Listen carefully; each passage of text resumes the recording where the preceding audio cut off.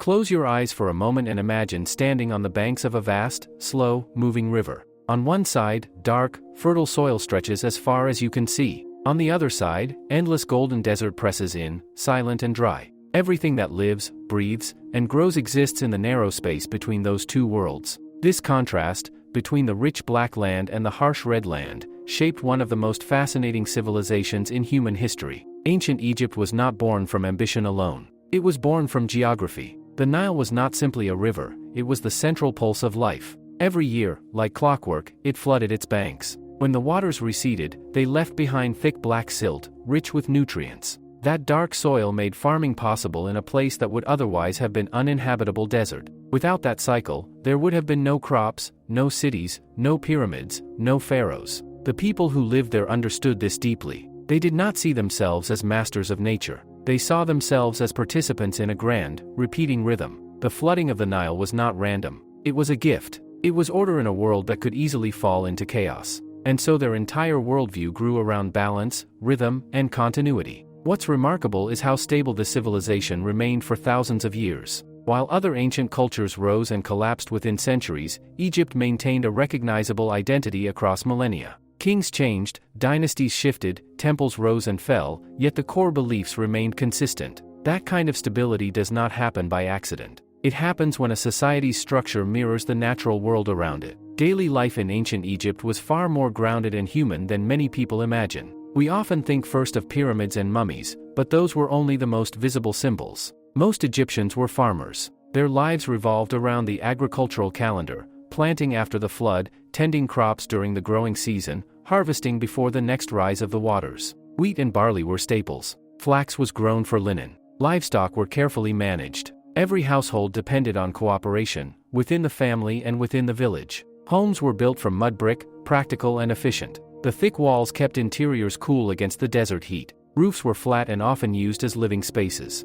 Furniture was simple but thoughtfully designed. Even ordinary objects, pottery, tools, clothing, reveal a culture that valued both utility and beauty. Decoration was not reserved for elites. It was woven into everyday life. Family was central. Marriage was less about romance and more about partnership and stability. Women had more legal rights in Egypt than in many other ancient societies. They could own property, initiate divorce, and manage business affairs. This does not mean the society was equal in a modern sense, but it was structured in a way that gave women recognizable legal standing. That detail alone tells us something important. Egyptian society was built on order and continuity, not chaos or domination. Religion flowed through every aspect of life, but it was not abstract theology as we might think of it today. It was practical and immediate. Gods were not distant beings, they were forces embedded in the world around them. The sun god Ra rising each morning was not metaphorical. It was the daily triumph of light over darkness. Osiris represented death and rebirth, mirroring the agricultural cycle.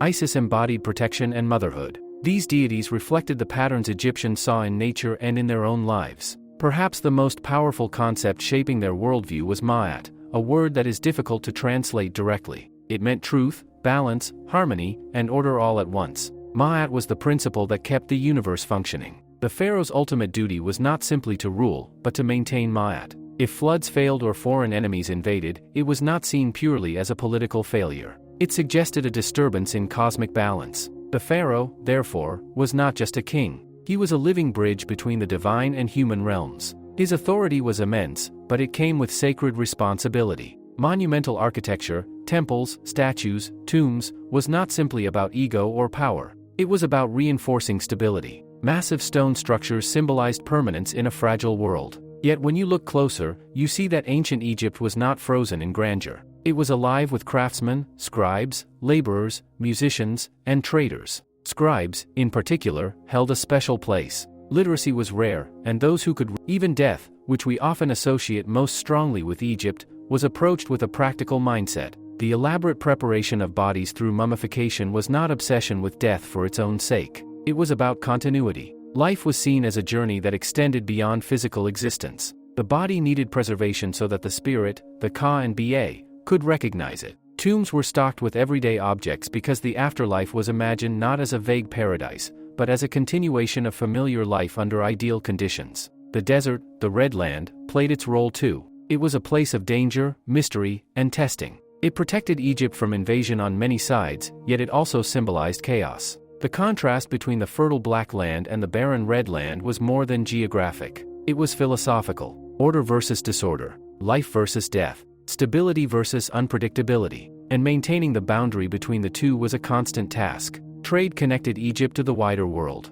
They imported cedar wood from Lebanon, gold from Nubia, incense from Punt. Despite the natural barriers, Egypt was not isolated. It was confident. Its long stability allowed it to engage others from a position of strength. What makes this civilization so compelling is not only its monuments, but its mindset. There was a deep trust in cycles, a belief that as long as balance was maintained, life would continue. Change was accepted, but it was meant to be gradual, absorbed into the larger rhythm. And yet, no civilization exists outside of time. Beneath the appearance of timeless stability were political struggles, shifts in power, internal divisions, and external pressures. The story of Egypt is not a flat line of order. It is a long negotiation between harmony and disruption. To truly understand this world, we need to move beyond the stone surfaces and into the human experiences beneath them, into the villages, workshops, courts, and temples where real people made daily decisions that shaped thousands of years of history. Because once you begin to see ancient Egypt not as a land of monuments, but as a living society filled with ambition, fear, faith, and resilience, everything becomes far more vivid. And as we step further into that world, a deeper question begins to emerge. How did such a tightly balanced system handle moments when balance broke, when floods failed, when rulers weakened, when enemies pushed at the borders?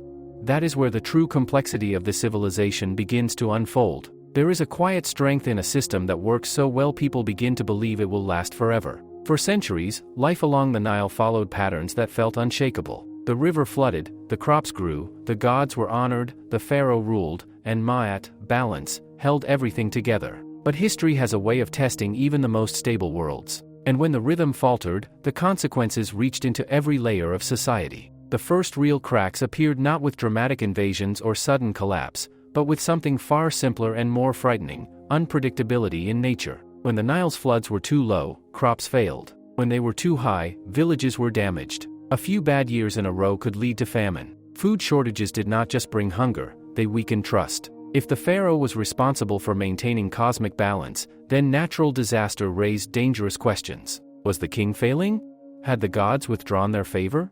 In these moments, the political structure that seemed eternal began to show strain. Regional governors, known as nomarchs, gained more independence. Instead of power flowing smoothly from the center, it began to fragment. Egypt entered periods where centralized authority weakened, and local leaders asserted control. These were not simply political shifts, they were emotional shocks to a society built on stability. When order dissolved, people felt the weight of chaos, not just materially, but spiritually. Yet what is remarkable is not that Egypt experienced breakdowns, but that it repeatedly rebuilt itself. After each period of fragmentation came renewal. Strong rulers emerged who restored central authority, reorganized administration, and reinforced religious traditions. This cycle of collapse and reunification happened more than once across the long sweep of Egyptian history. It reveals something essential about the culture: resilience was built into its foundations. As power was restored in different eras, the state became more sophisticated. Bureaucracy expanded. Record-keeping improved.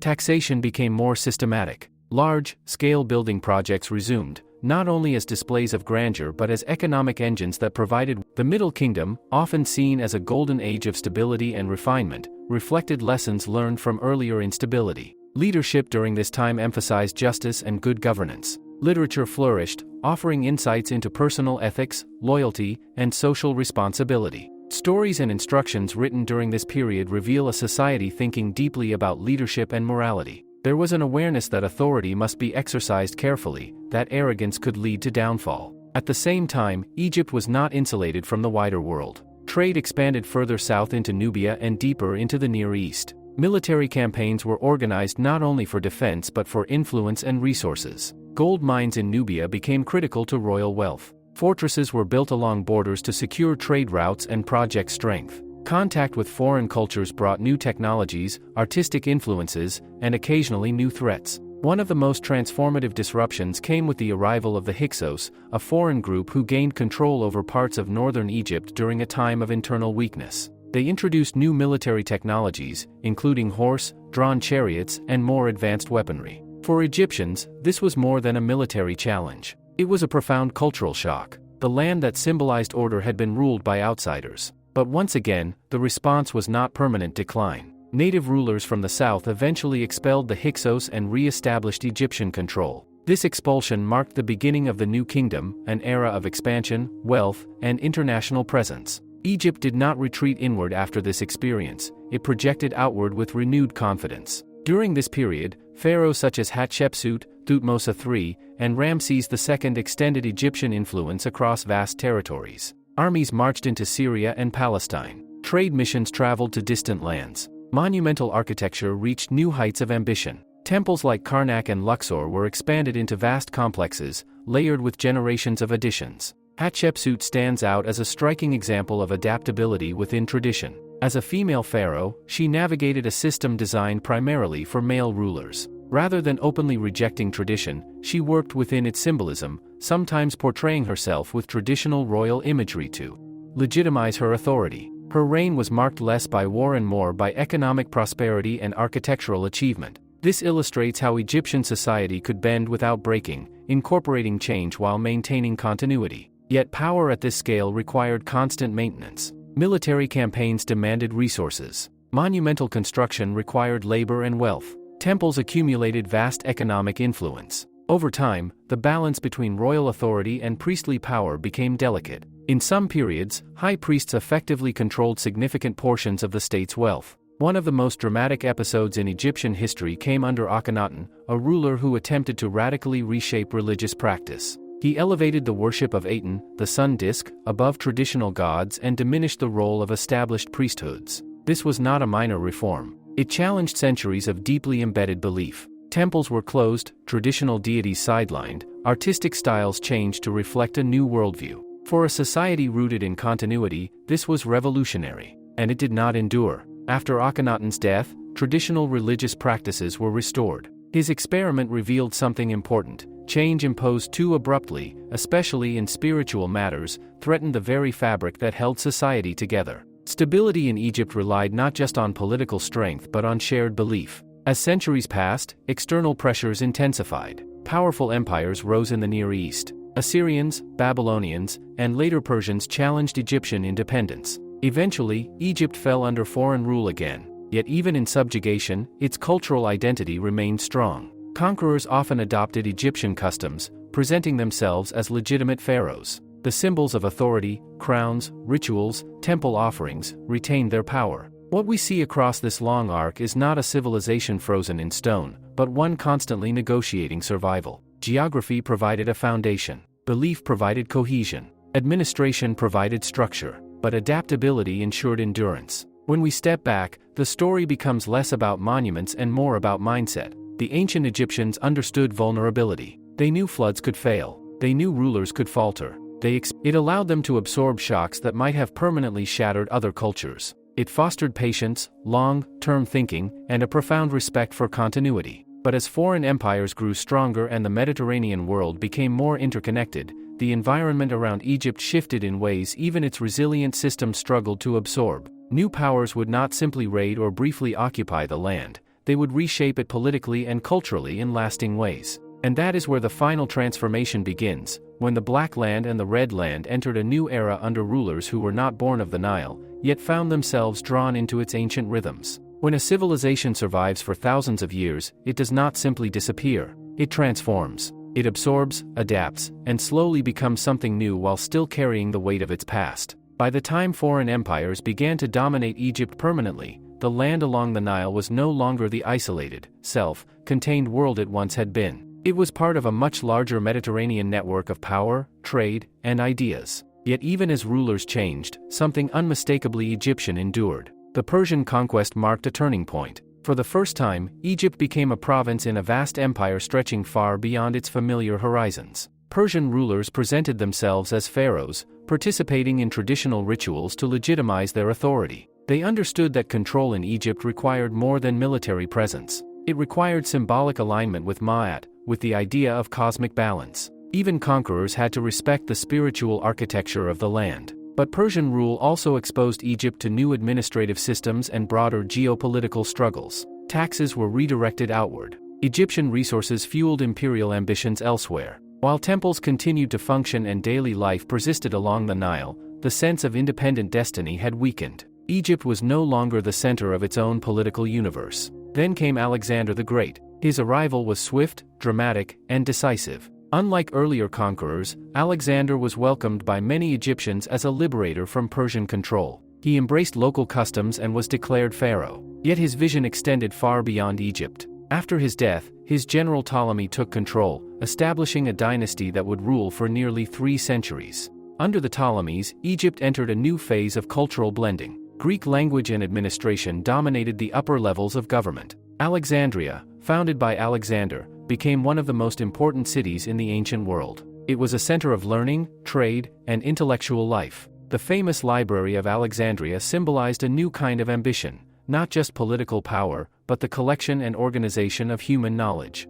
At the same time, traditional Egyptian life continued in the countryside much as it always had. Farmers still watched the Nile's floods. Priests still performed rituals in ancient temples. The old gods were still worshipped, though sometimes merged with Greek counterparts. This fusion created a layered identity. A person could navigate Greek administrative systems while honoring Egyptian religious traditions at home. The Ptolemaic rulers themselves often adopted Egyptian imagery in public monuments, presenting themselves as pharaohs in temple reliefs. Yet behind that imagery was a Greek-speaking elite managing a complex economy tied to Mediterranean trade. Grain from Egypt became critical to feeding populations far beyond its borders. The Nile's fertility now supported not only local villages but international empires. This blending of cultures was not always smooth. Social divisions existed between Greek settlers and native Egyptians. Economic pressures grew. Heavy taxation funded military campaigns and royal projects. Periodic revolts reflected underlying tensions. The stability that once came from isolation was harder to maintain in a world of constant external demands.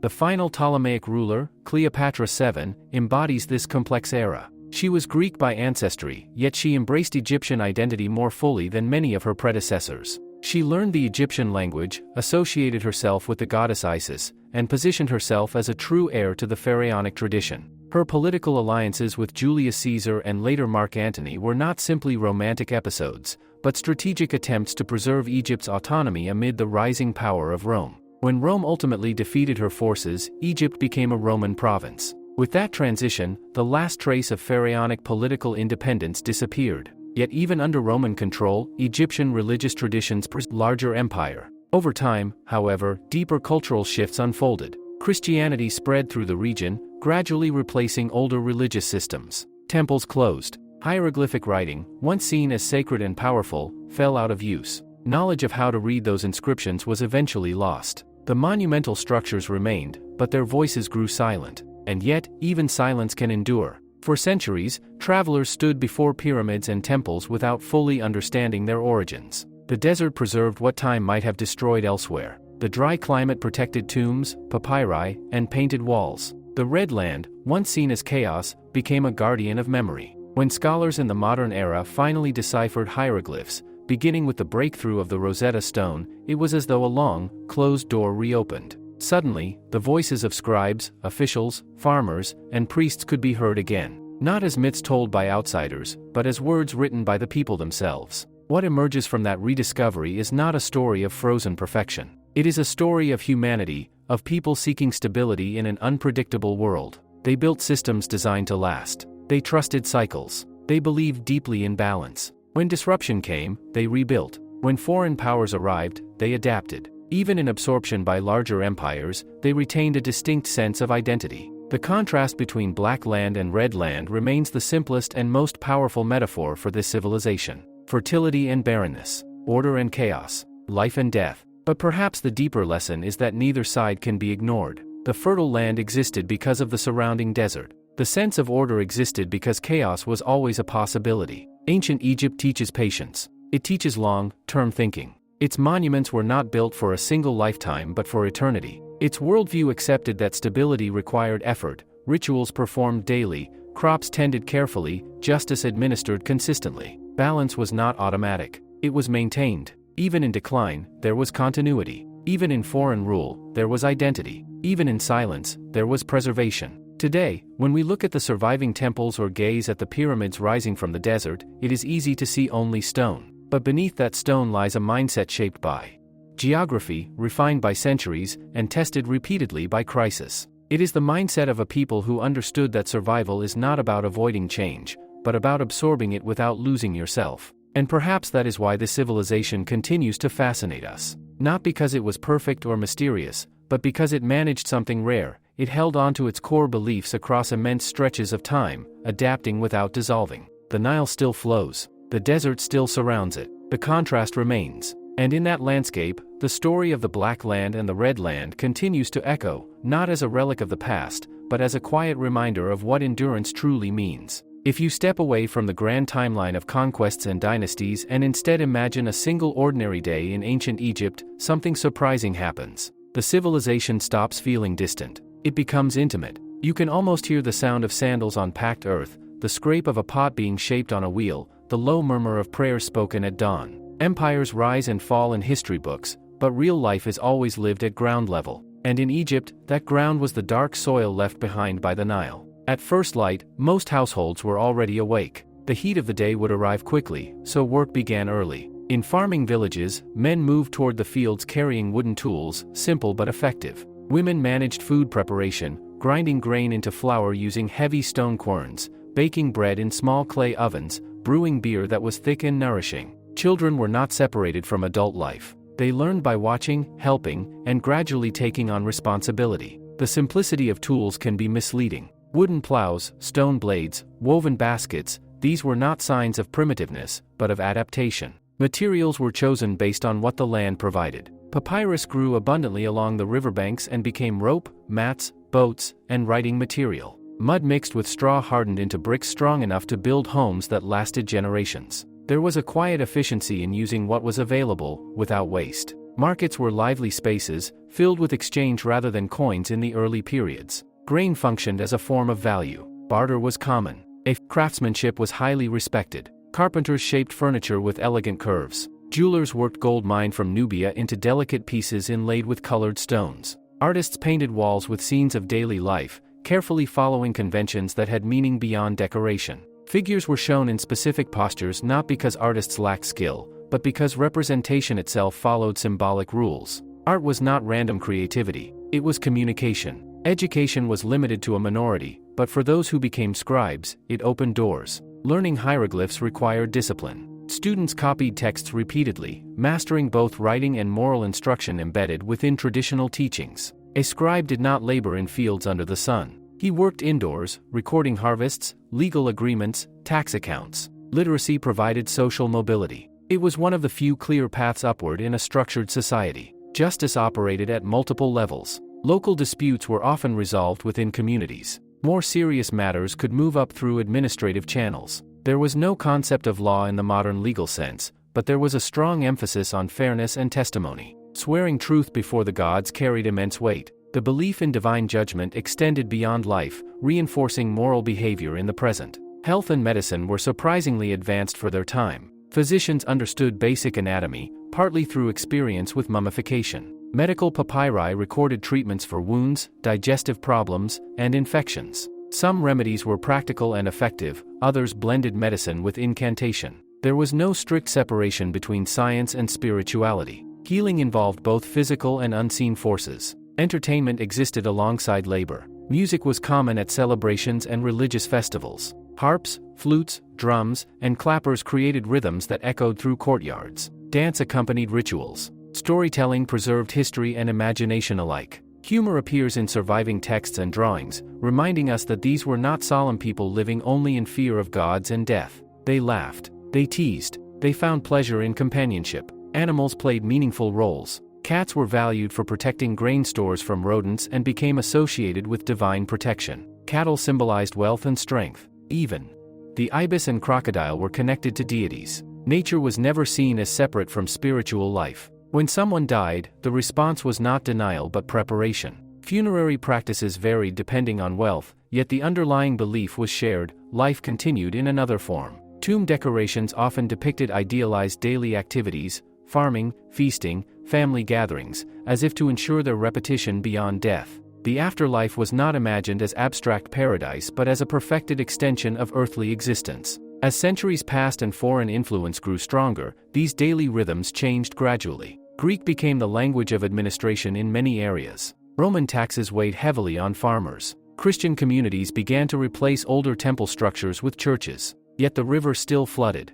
Crops still depended on its cycle. Families still gathered in homes built from the same earth. What is striking is how much continuity persisted beneath political shifts. Dynasties ended, but bread was still baked the same way. Empires changed, but children still learned from their parents in the same courtyards. The deeper structure of life, anchored to geography, proved stronger than the ambitions of rulers. Eventually, even the great temples fell silent. Sand covered abandoned structures. Knowledge of hieroglyphs disappeared. But the people of the Nile Valley did not vanish. They evolved into new cultural identities, shaped by Christianity and later Islam, yet still living along the same life-giving river. The Black Land continued to define existence. In the end, the story of this civilization is not only about its grandeur or longevity. It is about the relationship between environment and mindset. It is about how a narrow strip of fertile earth taught generations the value of balance, preparation, and patience. It is about a society that understood survival as cooperation with natural rhythms rather than domination over them.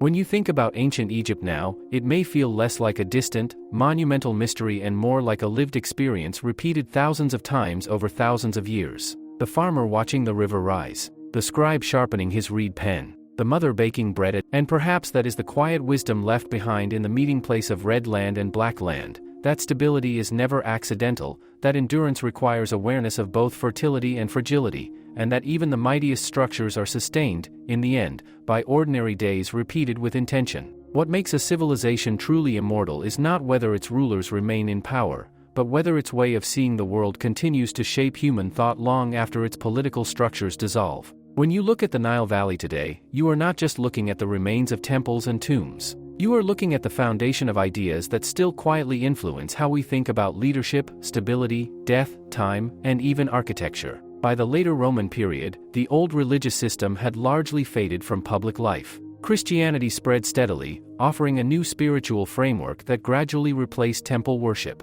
Ancient sanctuaries were closed or repurposed. Statues were damaged or dismantled. What had once been living centers of ritual became relics of an older worldview. Yet the transition was not a sudden erasure. It was gradual, layered, complex. Old beliefs lingered in rural areas. Symbols were sometimes reinterpreted rather than abandoned outright. As centuries passed, Egypt became part of the Byzantine world, and later, after the Arab conquest in the 7th century, part of the Islamic world. Each transition reshaped language, administration, and religious identity. Greek gave way to Coptic, and eventually Arabic became dominant. Temples gave way to churches, and later to mosques. The political identity of Egypt transformed completely, and yet the geography did not change. The Nile still flooded. The desert still pressed in from both sides. Agricultural rhythms remained familiar. In many villages, life continued with patterns not entirely different from those practiced thousands of years earlier. Irrigation canals were still dug. Fields were still measured. Families still depended on cooperation within tightly connected communities. Over time, memory of the ancient language disappeared. Hieroglyphs became mysterious symbols carved into stone, no longer understood even by those who lived among them. Travelers from distant lands wrote descriptions of colossal statues and towering pyramids, often imagining legends to explain them. Without written knowledge, imagination filled the gaps. The pyramids in particular became objects of awe and speculation. How were they built? Why were they built? Without context, they seemed almost beyond human capability. Yet their purpose had always been deeply human, expressions of continuity, permanence, and the desire to anchor authority in eternity. When modern archaeology began to take shape, Egypt stood at its center. The rediscovery of its ancient voice began with a single breakthrough, the ability to read its writing again. The Rosetta Stone, with its parallel inscriptions, unlocked a code that had been silent for nearly 15 centuries. Once scholars could read hieroglyphs, walls that had seemed mute began to speak. Administrative records revealed the organization behind monumental construction. Personal letters showed humor, frustration, affection. Legal documents recorded disputes over property and inheritance. Medical texts described treatments. Poetry expressed longing and devotion. The civilization regained its humanity. It was no longer only about kings and monuments. It was about people. What emerged from this rediscovery was not a flawless golden age, but a society of complexity. There were inequalities. There were labor demands that could be harsh. There were periods of corruption and instability. Yet there was also a remarkable commitment to structure. Even during decline, systems were maintained as long as possible. There was a resistance to abrupt change. One of the most striking aspects of ancient Egyptian thought is its relationship with time. Modern societies often think in short cycles, years, elections, quarterly prophets. The Egyptians thought in centuries. Their monuments were not built for immediate applause. They were designed to endure floods, sand, wind, and invasion. They accepted that meaning unfolds slowly. This long view shaped leadership as well. The ideal ruler was not merely powerful, but steady. Maintaining balance was more important than dramatic innovation. Radical change was viewed cautiously, as something that might disturb Ma'at. Stability was the highest achievement. Even their approach to death reflects this perspective. Instead of seeing death as an abrupt ending, it was treated as a transition requiring preparation.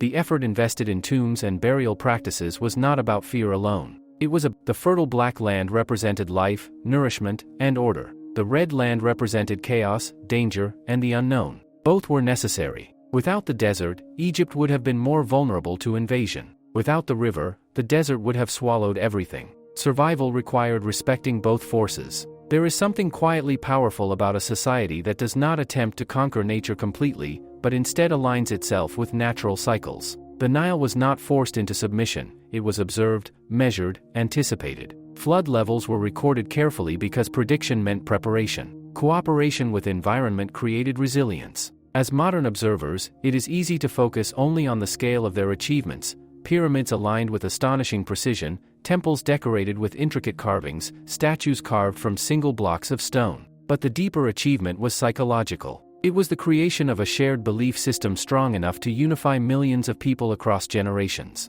When that belief system eventually dissolved under the weight of new religions and empires, the structures remained as reminders. They stand not as symbols of mystery, but as evidence of disciplined patience. Today, tourists walk through temple corridors where incense once burned daily. They photograph statues once carried in sacred processions. They sail along the Nile in boats far more advanced than papyrus skiffs, yet the river's surface still reflects the same sky. The red land and the black land still exist in quiet contrast. The desert still preserves what the river cannot, and the river still sustains what the desert cannot. Perhaps that is the final lesson hidden in this long story. No civilization escapes change. No system remains untouched forever. But endurance is possible when a society understands its foundations, when it knows what must remain constant and what can adapt. Ancient Egypt did not survive unchanged. It survived by transforming carefully, repeatedly, over thousands of years. Even in absorption by greater empires, its core ideas about order, continuity, and balance influenced those who ruled it.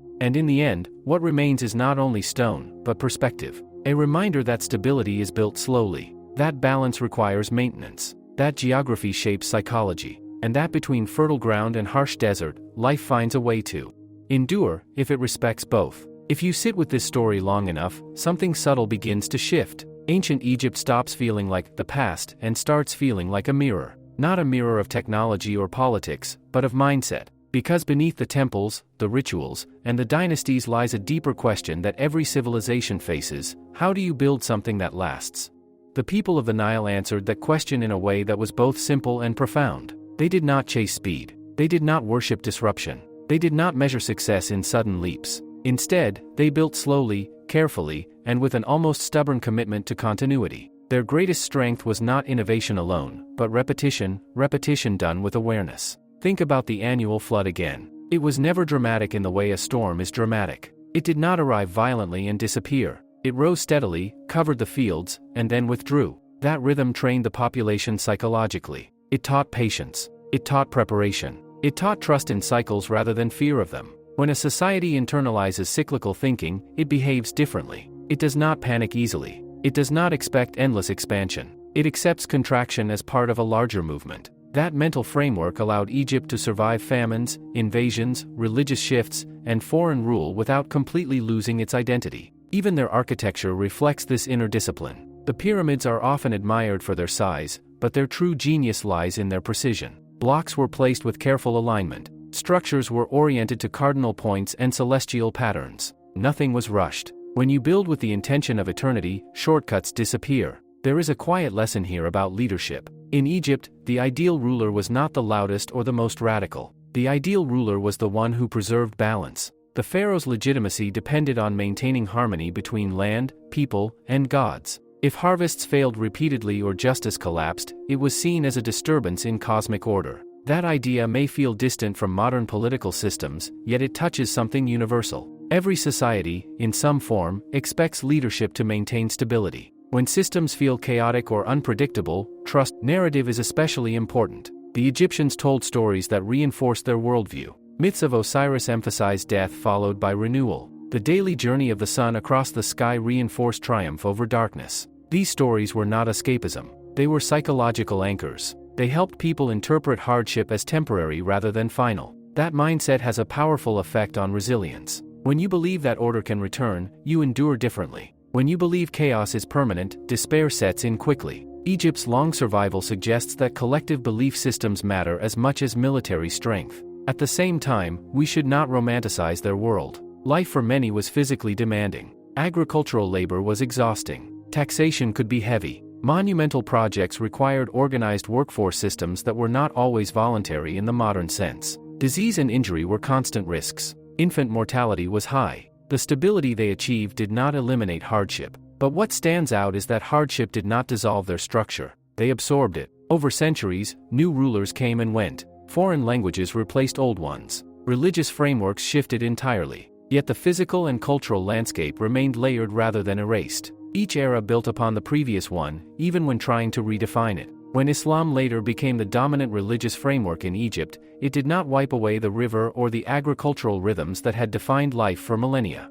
It added another layer. The call to prayer replaced older chants, but it still echoed across the same fields. Markets still functioned. Families still gathered in homes made from the earth. The black land still required irrigation, labor, and cooperation. This continuity through transformation is perhaps the most underrated aspect of Egypt's story. We often focus on beginnings and endings, but Egypt teaches us to look at transitions. It shows how identity can evolve without disappearing entirely. Modern archaeology and scholarship have given us access to voices that were once silent. Workers' villages discovered near pyramid sites reveal organized labor communities with food supplies, medical care, and evidence of skilled craftsmanship. Letters preserved on papyrus show administrators worrying about grain deliveries and family matters. These details dismantle the myth that everything was driven by blind obedience to divine rulers. There was structure, yes, but there was also management, negotiation, and daily human problem solving. The more we learn, the more grounded the civilization becomes. It was not magic. It was discipline combined with environment. Perhaps that is why it continues to fascinate us. In a world that often moves too quickly, there is something deeply calming about a society that thought in centuries. In a culture obsessed with constant novelty, there is something grounding about a people who valued continuity above excitement. The red land and the black land are still there today. One side fertile and alive, the other dry and unforgiving. They are not enemies. They define each other. Fertility exists because boundaries exist. Life thrives because harshness frames it. If there is a final reflection to carry forward, it might be this: endurance is rarely about domination. It is about alignment. Alignment with environment. Alignment with shared values. Alignment with rhythms larger than individual ambition. Ancient Egypt aligned itself with a river and built a worldview around its pulse. For thousands of years, that alignment worked. And even now, long after the last pharaoh and the final temple ritual, the river still flows between red land and black land, steady, patient, and indifferent to time, reminding us that true longevity belongs not to the loudest power, but to the system most in harmony with its foundations. When you look back across the full sweep of this civilization, what begins to stand out is not just what they built, but how they thought about building in the first place. There is a difference between constructing something impressive and constructing something enduring. Ancient Egypt was obsessed with endurance. Not in a frantic way, but in a calm, methodical, almost quiet way. Their confidence did not come from speed. It came from structure. Consider how they approached memory. In many societies, memory fades quickly unless it is constantly revived. In Egypt, memory was carved into stone. Names were inscribed again and again because to erase a name was to erase existence itself. This tells you something profound about how they understood identity. You existed as long as you were remembered. Permanence was a refusal to let time reduce a human life to silence. Even ordinary officials filled their tomb walls with records of achievements, family scenes, offerings, and prayers. They were anchoring themselves into continuity. And yet, there is irony here. Many of those monuments were later defaced.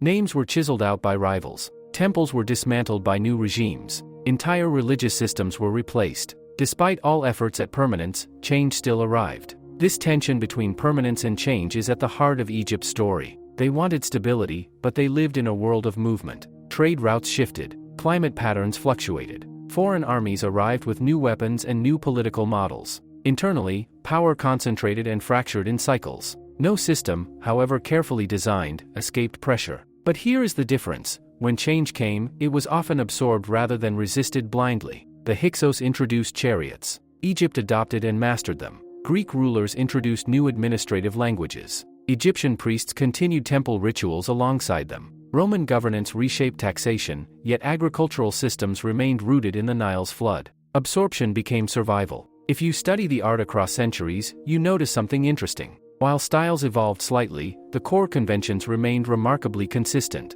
Human figures were drawn in familiar composite poses. Proportions followed grids. Symbolism remained intact. This was not stagnation. It was cultural discipline. Innovation existed, but it was filtered through tradition. There is a lesson in that balance. Innovation without structure becomes chaos. Structure without adaptation becomes rigidity. Egypt managed, for a very long time, to hold both. Even the concept of kingship evolved gradually. Early rulers emphasized divine authority almost exclusively. Later periods show more emphasis on military strength or administrative competence. During times of weakness, inscriptions stress humility before the gods. The image of leadership adjusted to circumstances, yet always returned to the central theme of maintaining order. When Christianity spread, it did not erase the instinct toward sacred architecture. It redirected it. Churches rose in landscapes once dominated by temples. Later, mosques introduced new forms of sacred geometry and sound. The physical expression changed, but the impulse to align life with something greater remained constant.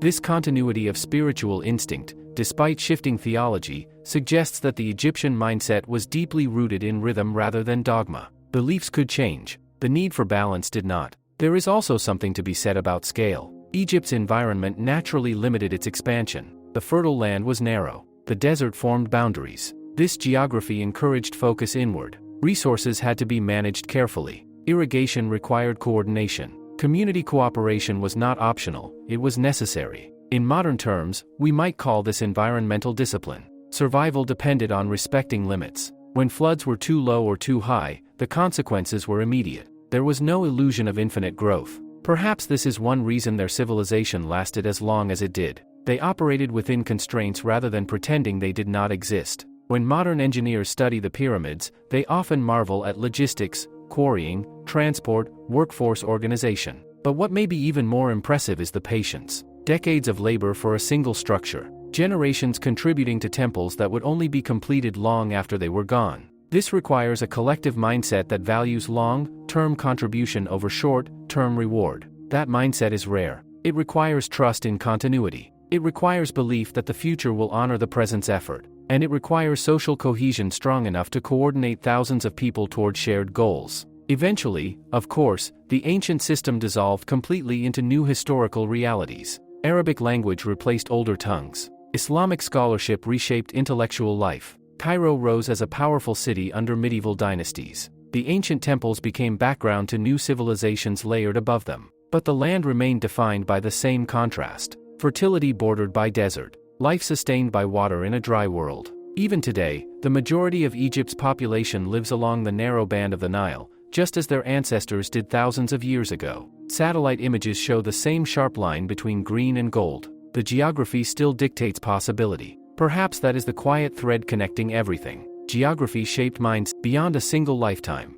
That combination, restraint in the present, vision for the future, is what gave them their longevity. And as we step back from this long journey across dynasties, conquests, religions, and rediscoveries, one final realization emerges. Ancient Egypt was not immortal because it avoided change. It was enduring because it understood balance. Between river and desert. Between permanence and adaptation. Between ambition and restraint. And perhaps that balance, more than any pyramid or temple, is the true legacy carried forward from the meeting place of red land and black land. There is something humbling about realizing that an entire civilization can rise, flourish for 3,000 years, and then slowly dissolve into new identities, and yet still remain present in the world. Not as a ruling power, not as a dominant religion, but as a foundation. Ancient Egypt did not survive because it resisted history. It survived because it became part of history. When you step back from the monuments and the myths, what remains is a pattern. A narrow fertile strip surrounded by desert. A river that floods, withdraws, and returns again. A people who learned early that survival depends on cooperation with forces larger than themselves. That pattern is simple, but it shaped everything. One of the deepest strengths of this civilization was psychological stability. The Egyptians built a worldview where chaos was acknowledged but contained. They did not deny that disorder existed. In fact, their mythology recognized it clearly. The desert represented it. Foreign threats embodied it. Even death was part of it. But chaos was never given the final word. Order could always be restored. That belief created emotional endurance. When a harvest failed, it was not the end of the story. When a dynasty weakened, it was not permanent collapse. When invaders arrived, they were eventually absorbed or replaced. This long-term perspective prevented panic from becoming permanent identity. There is also a powerful lesson in how closely their political structure mirrored their environment. The Nile flowed from south to north. Administrative control often followed that same line. Communication depended on the river. Transportation depended on the river. Unity depended on the river. When the river's cycle was strong and predictable, central authority strengthened. When the cycle faltered, fragmentation increased. Nature and governance were intertwined. Modern societies often try to separate human systems from environmental reality. Egypt could not. The connection was too obvious. Flood levels were recorded carefully because they determined taxation, food supply, and social stability. Observation was not abstract science, it was survival. Even their artistic consistency reflects this grounded thinking. Proportions were standardized. Colors carried symbolic meaning. Scenes followed familiar structures. Art was less about individual expression and more about reinforcing collective understanding. In a world where stability was prized, predictability in imagery was comforting. And yet, within that structure, individual lives were full of personal experience. Love poems survive that express longing in intimate detail. Workers left graffiti joking about supervisors. Letters reveal frustration over delayed shipments. These fragments break the illusion that ancient life was distant or alien. It was structured, yes, but it was human. As foreign rule deepened under Rome and later empires, the external form of Egypt changed dramatically. But it is worth noticing that conquerors consistently respected certain aspects of the old system. They maintained irrigation networks. They preserved grain production. They utilized existing administrative knowledge. Why? Because the underlying structure worked. Empires rise by force. They survive by efficiency. Egypt offered efficiency rooted in geography and tradition. Over time, the memory of pharaohs faded into legend. The ability to read hieroglyphs disappeared. Sacred spaces turned into archaeological ruins. But the land itself kept its rhythm. And eventually, when scholars unlocked the ancient script again, it became clear that what had seemed mysterious was actually disciplined and practical. The pyramids were not miracles. They were organized labor over decades. Mummification was not obsession. It was theology expressed through technique. Temple rituals were not superstition alone. They were psychological reinforcement of order. Once you remove the aura of myth, what stands out is focus. A civilization focused on continuity more than conquest, on balance more than speed, on alignment more than domination. That focus feels increasingly rare in a world driven by acceleration. It reminds us that endurance is rarely dramatic. It is repetitive. It is disciplined. It requires maintenance. The Nile flooded every year, but irrigation channels still had to be cleared. Temples stood for centuries, but rituals had to be performed daily. Order was not self-sustaining. It was upheld through habit. Perhaps that is the final thread tying everything together. The Black Land did not remain fertile by accident. It depended on a cycle. The Red Land did not disappear, it remained a constant reminder of fragility. Together, they created a natural metaphor that shaped an entire worldview. Life thrives in the narrow space between abundance and barrenness. Civilizations endure when they respect that boundary. Ancient Egypt understood that they lived in a delicate strip of possibility. Too much flood, destruction. Too little flood, famine. Too much ambition, instability. Too little structure, collapse. Balance was not philosophy alone. It was daily reality. And so, when you think of this long history now, you may see beyond the stone faces of statues or the geometric perfection of pyramids. You may see a society quietly negotiating with its environment year after year, century after century.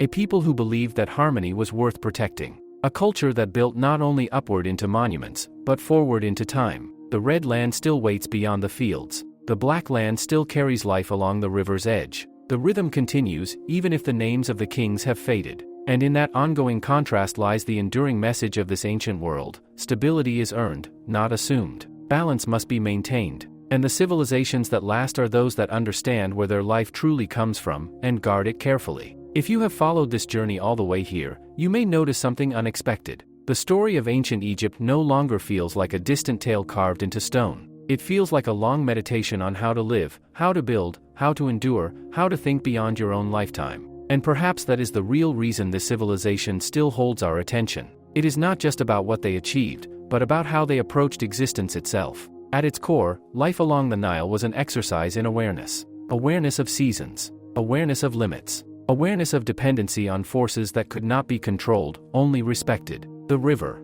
gave life, but it could also take it away. The desert protected, but it also threatened. This constant tension created a culture that did not take stability for granted. In many ways, their greatest achievement was mental clarity. They understood that prosperity rests on fragile foundations. So they built systems, agricultural, political, spiritual, designed to reinforce those foundations again and again. Rituals were not empty repetition. They were reminders. Architecture was not vanity alone. It was psychological reinforcement in stone. When a temple doorway aligned perfectly with the rising sun on a particular day of the year, it was not just an astronomical curiosity. It was a statement: the human world is connected to the cosmic one. When a pharaoh participated in ceremonies renewing his kingship, it was not theater alone. It was a public declaration that order required continual renewal. Renewal. That word quietly defines everything. The Nile renewed the soil. Ritual renewed authority. Burial practices renewed life after death. Political reunification renewed national identity. Even when foreign powers took control, renewal appeared in new forms.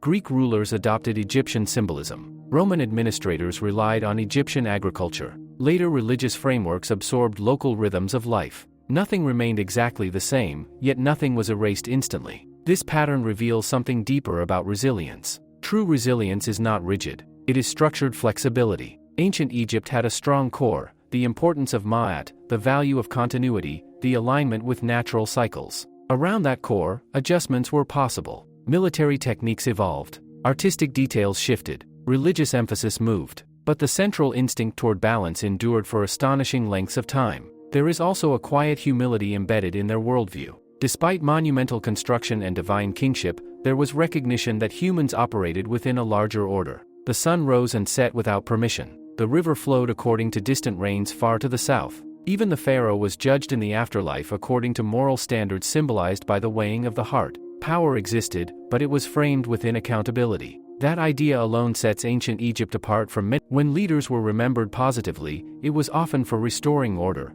not merely for expanding borders. As modern readers, we often search history for innovation, for dramatic breakthroughs. But Egypt teaches the value of maintenance. Maintaining irrigation canals. Maintaining belief systems. Maintaining social cohesion. Maintenance is rarely celebrated, yet it is what sustains civilizations over long stretches of time. It is easy to build something new. It is far harder to preserve something valuable across generations. And that preservation requires shared understanding. Parents teaching children agricultural timing. Scribes teaching students precise writing forms. Priests teaching rituals exactly as performed before. Each generation acted as guardian rather than owner. Perhaps that is why the monuments feel so steady. They were built by people who did not imagine themselves as isolated individuals, but as links in a long chain. Even the way they depicted themselves in art reflects this continuity. Figures look similar across centuries not because imagination was limited, but because identity was collective. Individual fame mattered less than participation in an enduring system. When we reach the final stretch of this story, what remains is not nostalgia.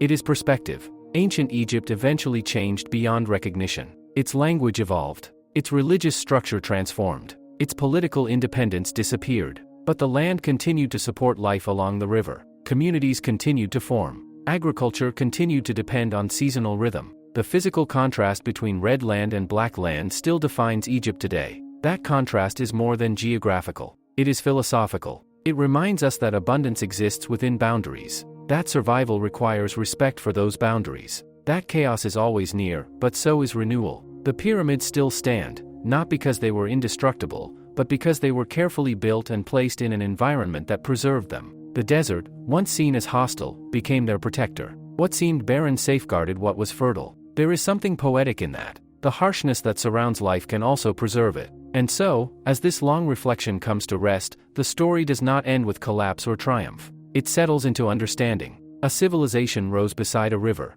It learned the rhythm of flood and drought. It built structures to anchor memory. It created beliefs to steady the mind. It endured through adaptation. And even after its political form dissolved, its lessons remained carved into the landscape. Between red land and black land, a quiet truth was practiced for thousands of years: stability is not a gift. It is a discipline. Balance is not automatic. It is maintained. And the civilizations that leave the deepest marks are not always the fastest or the loudest, but the ones that understand their foundations, respect their limits, and build with patience toward a future they may never personally see. That is the enduring voice carried on the Nile's current, steady, measured, and timeless. By now, the monuments feel quieter. Not because they are small, and not because they have lost their grandeur, but because you understand them differently. They are no longer just achievements of engineering or symbols of royal ambition. They are evidence of a mindset, a civilization that decided, consciously or not, to anchor itself in rhythm rather than rush, in continuity rather than spectacle. When people stand before the pyramids for the first time, they often ask how they were built.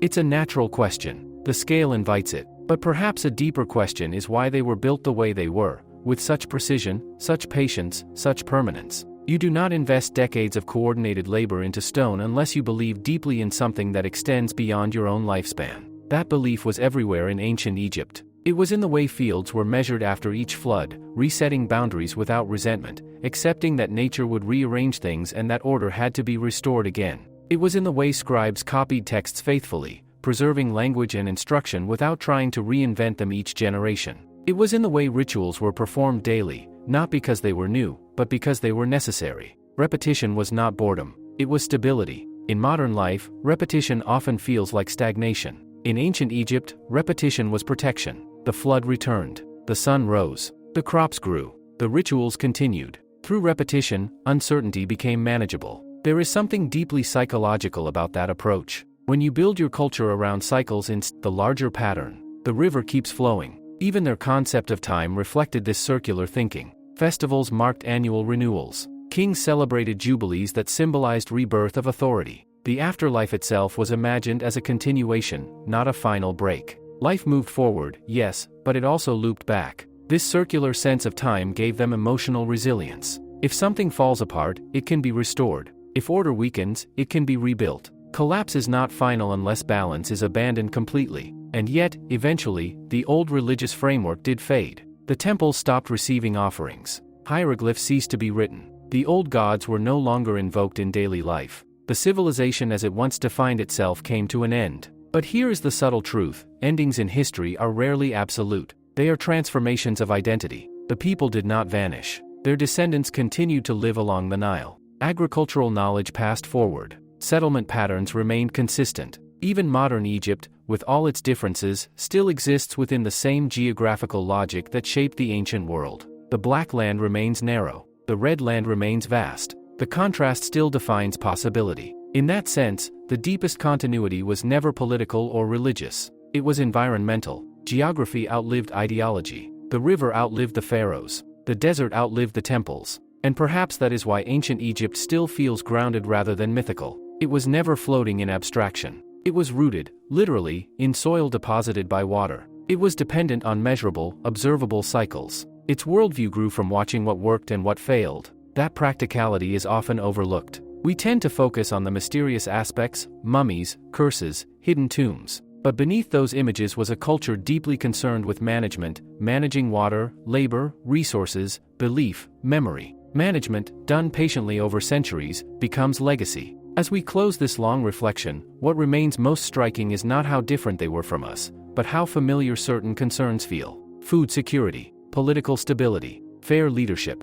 economic exchange, spiritual meaning, cultural identity in the face of foreign influence. They faced all of it. They navigated all of it without the technologies we take for granted, yet with a clarity about limits that we sometimes lack. Ancient Egypt does not offer a blueprint to copy. Its world was shaped by a specific river in a specific climate thousands of years ago, but it does offer perspective. It shows what happens when a society understands its foundations and builds carefully upon them. It shows the power of shared belief in maintaining order. It shows that adaptation does not require abandoning identity. And above all, it shows that endurance is not dramatic. It is steady. The red land and the black land still meet under the same sun. The Nile still cuts its path northward. The wind still moves sand across ancient stone. Civilizations will continue to rise and fall. Systems will evolve. Beliefs will change. But the quiet lesson from this long history remains unchanged: know your foundation, respect your limits, maintain your balance, and build, not only for today, but for a time you may never personally witness.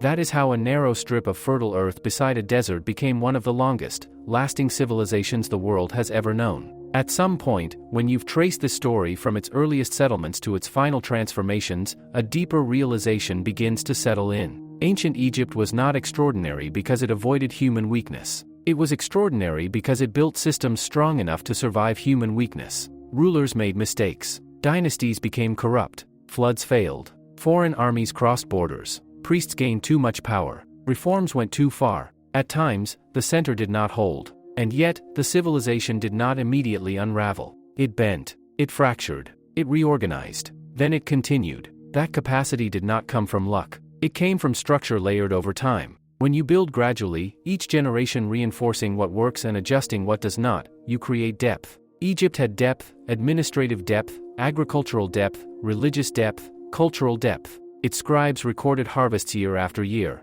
Its builders refined techniques across centuries. Its spiritual leaders reinforced a moral framework that shaped behavior from childhood. Depth creates shock absorption. Think again about the Nile. The flood was not controlled by dams or machines. It was anticipated, measured, observed. Nilometers were used to gauge water preparation before crisis. That approach, repeated across generations, becomes culture. It also shaped their view of leadership accountability. The weighing of the heart after death, a powerful symbolic image, reveals something fundamental. Even the most powerful individual was subject to judgment. The heart was weighed against truth. Authority did not exempt anyone from moral evaluation. Whether or not every ruler lived up to that ideal is beside the point. The ideal existed. And when ideals are embedded in culture, they shape expectations. People measure leaders against them. Over time, expectations influence behavior. Another striking element is their relationship with labor. Massive monuments required coordinated effort, but archaeological discoveries have shown that many workers were organized into teams with identities, food provisions, and medical care. Graffiti left by these teams shows pride, even humor.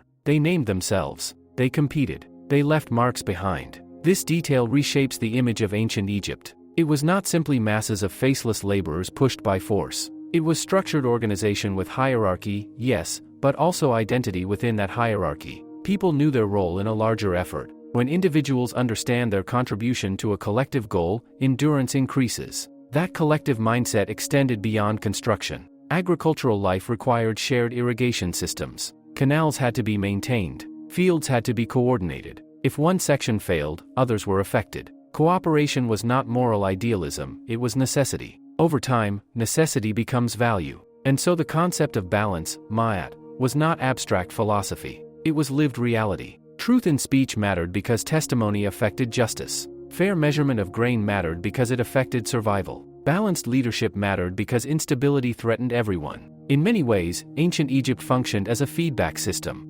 Environmental signals informed economic planning. Economic stability reinforced political authority. Political authority reinforced religious ritual. Religious ritual reinforced psychological stability. Each layer supported the others. When one layer weakened, say, prolonged drought affecting food supply, pressure spread through the system. Authority was questioned. Social tension rose. In extreme cases, fragmentation occurred. But because the system was layered, recovery remained possible. Layered systems endure longer than single-point systems. Eventually, however, external forces grew too powerful. Large empires with different economic and military models absorbed Egypt fully. The old structures became secondary. The religious core dissolved under new spiritual frameworks. The language that once unified the land became unreadable. But here is what never disappeared: the land's logic. The narrow band of fertility still demanded coordination. The river still required respect. The desert still formed boundaries. Even under entirely new cultural identities, the physical conditions shaped life in familiar ways.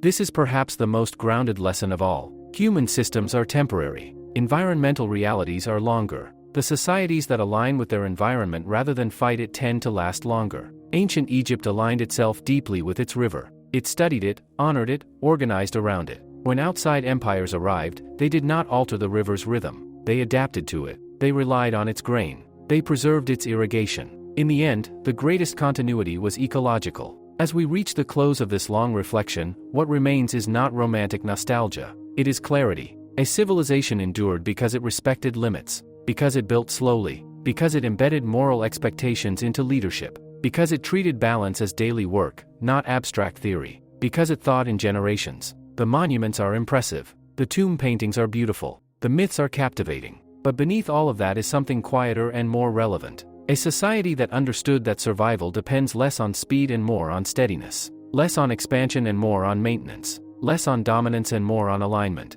The red land still stretches outward, vast and unforgiving. The black land still carries life along a thin ribbon of water. The contrast remains visible from the sky. And in that contrast lies the final, steady reminder of this ancient world: endurance is not accidental. It is designed, maintained, protected, and renewed, again and again, as long as the river continues to flow. If you stand at the edge of the Nile at sunset, when the light softens and the desert turns almost copper, it becomes. That contrast was not poetic decoration for the ancient Egyptians. It was daily reality. And from that reality, they built an entire philosophy of existence. After walking through their long history, from early settlements to imperial expansion, from religious revolutions to foreign rule, from forgotten language to modern rediscovery, what remains is not simply admiration. It is perspective. Ancient Egypt forces you to think in longer lines. They did not build for headlines. They built for horizons. A pyramid was not meant to impress neighboring kingdoms for a few decades. It was meant to endure beyond memory. A temple was not constructed for a single generation's devotion. It was aligned with celestial events that would repeat long after its builders were gone.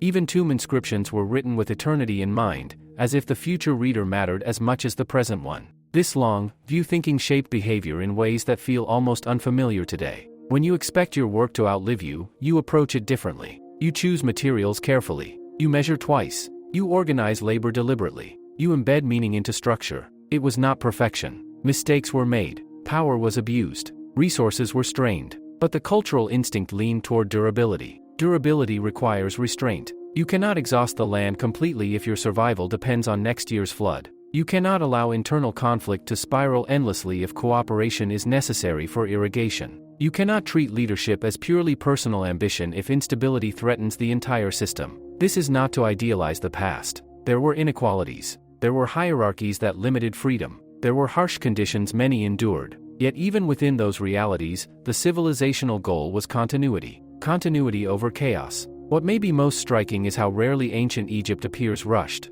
Change occurred, but slowly. Artistic styles evolved, but within boundaries. Religious ideas shifted, but through absorption more often than destruction. Even when dramatic moments arrived, like radical religious reform or foreign conquest, the system tended to return to equilibrium. Equilibrium was the instinct. And equilibrium is not static. It moves, it adjusts, it recalibrates. Just as the Nile's flood was never exactly the same height each year, balance was never identical from one generation to the next, but the commitment to restoring it remained constant. As modern observers, we often search for singular causes, the reason a civilization rose, the moment it fell. Egypt resists that simplicity. It rose because geography allowed it. It endured because culture reinforced it. It changed because history demanded it. It did not collapse in a single dramatic instant. It evolved until its original form no longer existed. And yet, something of it persists. Not politically, not religiously in its original form, but philosophically. The idea that order requires maintenance. The understanding that prosperity depends on environmental alignment. The recognition that leadership carries moral responsibility. The acceptance that life continues beyond individual lifespan, whether through memory, legacy, or lineage. Even the rediscovery of hieroglyphs in modern times carries symbolic weight. For centuries, the ancient voice was silent. Then, through patient scholarship, it spoke again. That rediscovery mirrors the very theme of renewal that defined Egyptian belief. What seems lost can return when conditions allow. There is a quiet humility in that realization. No civilization controls its entire destiny. Climate shifts. Trade routes change. Military powers rise elsewhere. New religions reshape thought. Yet the internal habits of a society, how it responds to stress, how it values continuity, how it manages resources, determine how long it can endure those pressures. Ancient Egypt endured for an astonishing span of time not because it was invincible, but because it understood its environment and built accordingly. The black land was narrow.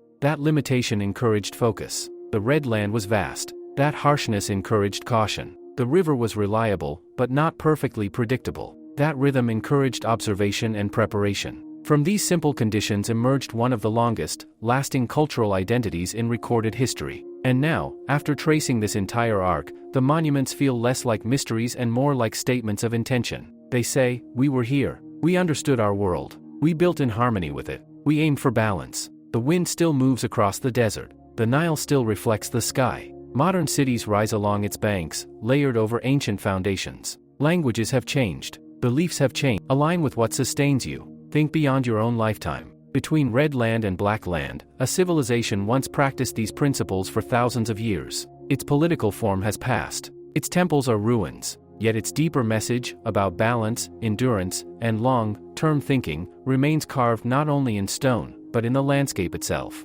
And perhaps that is the truest measure of longevity, when even after the structure fades, the wisdom still stands. When you reach this far into the story, something unusual happens. The grandeur fades into stillness. The kings, the wars, the towering monuments, they settle into the background. What remains is quieter. A river. A strip of dark soil. A people who chose to live in alignment with both. Ancient Egypt was never just about power. It was about placement. They were placed between abundance and barrenness. Between predictability and uncertainty. Between isolation and connection. That placement shaped their psychology more than any single ruler ever could. Look at how carefully they oriented their buildings. Temples aligned with solstices. Tombs faced specific directions. Pyramids were placed with astonishing geometric precision. This was not obsession with perfection for its own sake. It was alignment. They wanted their structures to sit correctly within the cosmos. Correctly within the land. Correctly within time. To live correctly, that was the deeper aim. Correct speech. Correct action. Correct leadership. The idea of Ma'at was not mystical fog. It was clarity. It meant that disorder, if left unchecked, spreads. And order, if maintained, sustains. What made their civilization remarkable was not that they avoided disorder. It was that they built systems to counter it constantly. Floodwaters could rearrange boundaries. So they remeasured land every year. Power could concentrate dangerously. So rituals reminded the ruler of moral duty. Memory could fade. So they carved it in stone. Death could end a life. So they prepared for continuation. Each vulnerability had a corresponding structure of response. That pattern is powerful. When a society acknowledges its weak points and builds rituals, systems, and habits around reinforcing them, it strengthens over time. Egypt did this again and again. Even their approach to foreign influence reflects this mindset. When outside cultures arrived, they were not always rejected outright. Instead, elements were integrated slowly. Greek rulers became pharaohs in Egyptian imagery. Roman administrators relied on Egyptian agricultural knowledge. Later religious traditions adapted to the land's rhythm rather than erasing it entirely. Absorption, not annihilation. This ability to absorb change without dissolving identity is rare. Many civilizations collapse under rapid transformation because they have no stable core. Egypt's core, balance, continuity, environmental alignment, was strong enough to survive shifts in language, leadership, and theology. There is also something deeply grounded in the way ordinary people lived. The farmer did not need to understand imperial politics to survive. He needed to understand water levels, soil texture, planting cycles. The mother grinding grain did not depend on distant campaigns. She depended on stored harvest and family cooperation. This grounding in the practical created resilience from the bottom up. Grand narratives are impressive, but civilizations survive through daily habits. Clearing irrigation channels, recording grain counts, teaching children skills, repairing tools, observing the sky. These repetitive actions formed the true backbone of Egyptian endurance. Even their writing system reflects patience. Hieroglyphs were intricate. Learning them required dedication. Writing itself was deliberate. This slowed communication, but it also preserved meaning carefully. Words carved in stone carried weight. They were not thrown away lightly. Slowness has strength. In a world that often celebrates speed, ancient Egypt reminds us that speed can erode stability. They expanded at times, yes. They fought wars. They built rapidly under certain rulers. But the overall arc of their history is steady rather than explosive.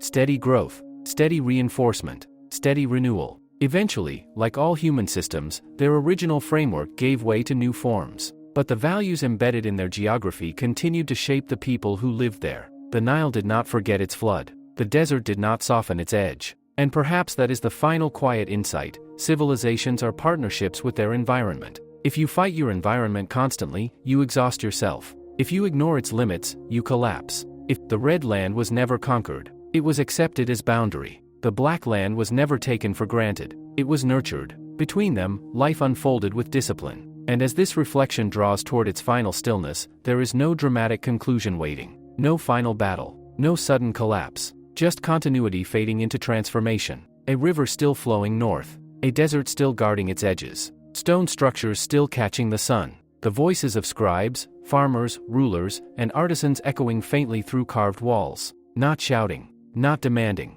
simply reminding that endurance is built quietly, that balance must be practiced daily, and that the civilizations which understand their foundation, deeply, patiently, honestly, leave marks that outlast their own names. Between red land and black land, that understanding once shaped thousands of years. And in many ways, it still does. At this point, the story almost feels complete. And yet, there is one more layer worth sitting with, not about what ancient Egypt built, but about what it understood. Because when you strip away the architecture, the dynasties, the rituals, the military campaigns, and even the mythology, what remains is a civilization that grasped a fundamental truth: survival is a relationship, not a conquest, not a competition, a relationship. They lived in relationship with a river. They lived in relationship with a desert. They lived in relationship with cycles they could not control but could observe. That relationship shaped their temperament. It shaped their governance. It shaped their spirituality. In many ways, ancient Egypt was less obsessed with changing the world and more focused on staying aligned with it.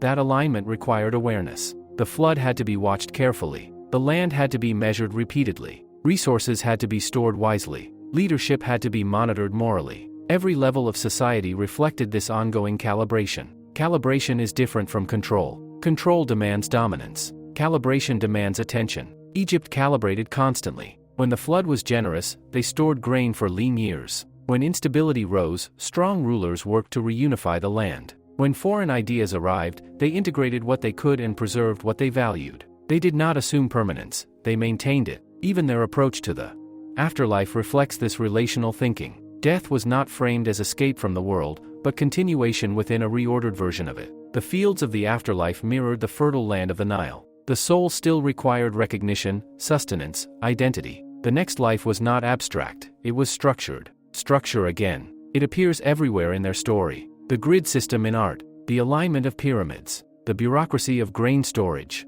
the repeated rituals reinforcing moral order. Structure allowed them to stretch time. Without structure, their narrow fertile strip would have been overwhelmed by either flood or famine. Without structure, political fragmentation would have dissolved identity permanently. Without structure, memory would have disappeared long before archaeologists rediscovered it. But structure alone is not enough. It must be flexible. And here is where their real strength shows. Despite their reputation for tradition, they were not frozen. Military technology evolved. Trade networks expanded. Religious emphasis shifted. Administrative systems became more complex. They were capable of change, just not reckless change. They moved like the river itself. Gradual, directed, powerful, but rarely chaotic. When modern minds look back, we often search for the moment of decline, the point where everything began to unravel. But Egypt does not offer a clean collapse. It offers gradual transformation, layers building over layers, identities blending, old symbols repurposed. It did not shatter, it absorbed. That absorption is perhaps the most mature trait of all. Many civilizations define themselves through opposition, us versus them, inside versus outside. Egypt certainly recognized threats, but its long-term survival depended less on permanent resistance and more on strategic incorporation. When Greek rulers came, they wore the symbols of pharaohs. When Rome arrived, it preserved Egypt's agricultural engine. When new religions spread, they reshaped the spiritual landscape without altering the geography that defined daily life. The land remained the anchor. And so, as this final reflection settles, the real legacy of ancient Egypt becomes clearer. It is not mystery. It is not even longevity by itself. It is measured balance, measured ambition, measured adaptation. They did not try to expand, they reinforced it until change became necessary. In a world that often equates progress with acceleration, their example feels almost radical. Slow construction, long planning horizons, respect for natural limits, moral expectations for leadership, shared cultural identity rooted in environment. These are not dramatic ideas. They are steady ones. The red land still stretches outward, stark and silent. The black land still follows the Nile's path like a ribbon of possibility. Satellite images today show the same sharp contrast that ancient farmers once walked across barefoot. Time has moved forward. Empires have risen and fallen. Languages have changed. Technologies have transformed daily life beyond recognition. but the essential equation remains unchanged. Water plus soil equals life. Balance plus discipline equals endurance. Ancient Egypt lived inside that equation for thousands of years. And when its political and religious forms eventually dissolved into new realities, the deeper lesson remained embedded in the land itself. A civilization cannot outlive its foundations. It can only endure as long as it understands them. Between red land and black land, an ancient people understood their foundation deeply. They guarded it, structured their society around it, and aligned their worldview with it. That alignment carried them across millennia. And now, long after their names have weathered and their temples have quieted, the river still flows, steady, indifferent, patient. A reminder that true longevity does not shout. It balances. It adjusts. It endures. And now, when everything has been said, what remains is not the noise of history but its silence. The silence of stone that has watched empires pass. The silence of a river that has outlived every ruler who ever claimed to command it. The silence of desert wind moving across monuments built by hands long turned to dust. Ancient Egypt, when viewed from a distance, appears monumental. But when understood deeply, it feels restrained. Its greatness was not loud. It was deliberate. It did not attempt to dominate the world endlessly. It did not scatter its identity across continents in reckless expansion. It focused on what sustained it. It invested in what endured. It accepted limits not as weakness, but as structure. This may be the most mature quality of all. Every civilization faces the temptation of excess, ambition, excess consumption, excess confidence. Egypt certainly experienced moments of overreach.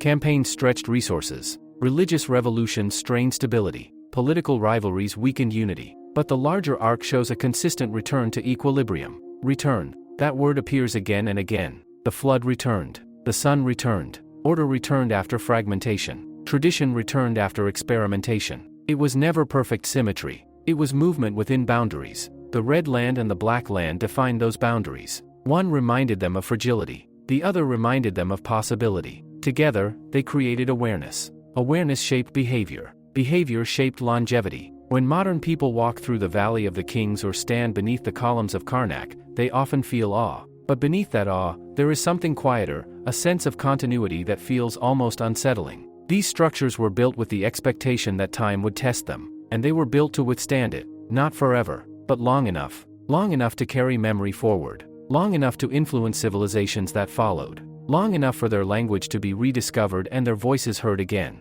And perhaps that is the final measure of endurance. Not that something never fades, but that it leaves enough imprint to re-emerge in understanding centuries later. Ancient Egypt's political form dissolved. Its gods fell silent. Its script became unreadable. But its principles, balance, structure, environmental alignment, long-term thinking, remained embedded in the physical and cultural landscape. Even modern Egypt, layered with new identities and beliefs, still lives within the same geographical truth. The Nile remains the spine. The desert remains the boundary. Agriculture still clusters along water. Life still depends on measured distribution. Geography outlasted ideology. That realization carries weight. It suggests that civilizations succeed when they recognize the realities that cannot be negotiated, climate, terrain, resources, and design their systems accordingly. Ignore those realities, and instability follows. Respect them, and endurance becomes possible. Ancient Egypt respected them deeply. They measured the flood before celebrating. They prepared for death as carefully as they prepared for harvest. Preparation was woven into their culture,